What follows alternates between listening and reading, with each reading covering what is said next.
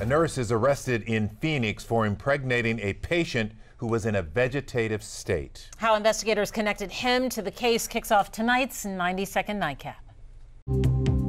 36-year-old Nathan Sutherland made his first appearance in court Wednesday in connection with the rape of an incapacitated woman who gave birth at the Hacienda Healthcare Facility last month in Phoenix. Sutherland is a licensed practical nurse who was responsible for providing care to the victim during this time the sexual assault occurred. Police say DNA linked Sutherland to the crime and the newborn. Michael Cohen postpones testifying before Congress, claiming threats made against him by the president and Rudy Giuliani. An advisor to Cohen says the president's former personal attorney and fixer is delaying his February 7th appearance amid what he characterizes as threats against his family. President Trump responded saying Cohen is only being threatened by the truth.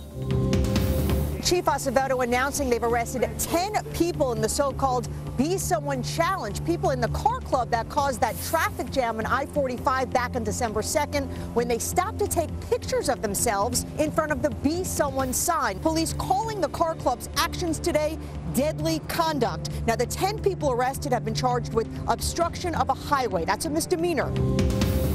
Police say this gun-toting woman has been terrorizing bank tellers all across Houston.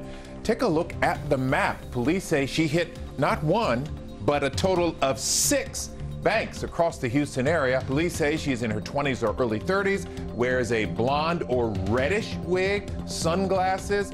If you can tell through all of the makeup and the getup, if you recognize who this is, call police.